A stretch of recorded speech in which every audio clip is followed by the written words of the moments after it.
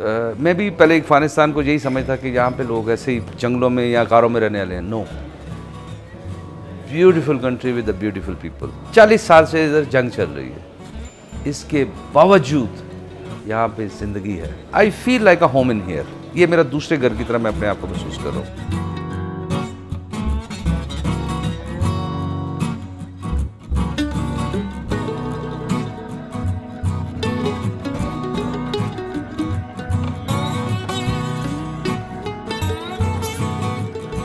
मेरा नाम मोहम्मद नईम है, मेरा ताल्लुक पाकिस्तान से है। यहाँ पे मैं एज एग्जीक्यूटिव शेफ़ भी हूँ और एज अ ऑपरेशनल हेड भी हूँ। मैं तकरीबन पिछले 25-30 साल से थ्रू आउट यूरोप, अमेरिका, जितने भी टॉप नॉच होटल्स हैं वहाँ पे काम करता है। जब मैं लास्ट टाइम पे लाहौर में रॉयल स्विस में as a corporate executive chef था, तो वहाँ पे मेरी मुलाकात यहाँ के जो ऑनर्स हैं उन साहब से हुई। उन्होंने कहा कि जब just visit Kabul, Afghanistan is a brother Islamic country. Even though कि मैं पाकिस्तान से 30 साल 40 साल में रहा हूँ बाहर, लेकिन अब हमेशा से काबुल में जंग और जदल ही देखा है। लेकिन जब मैंने यहाँ पे आके देखा, इन्होंने इतना मैसिव इन्वेस्टमेंट की हुई थी, मैं बड़ा हैरान भी हुआ था।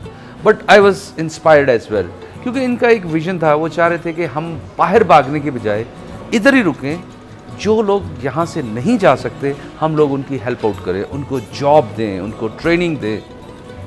उस चीज़ ने मुझे बड़ा इम्प्रेस किया।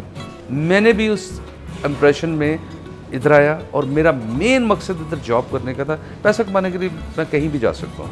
तो मेरा काम यह है कि मैं जो कुछ मैंने अपने 30 साल कैरियर में सीखा है, मैं चाहूँगा कि मैं उन भाइयों को ट्रांसफ़र करूँ।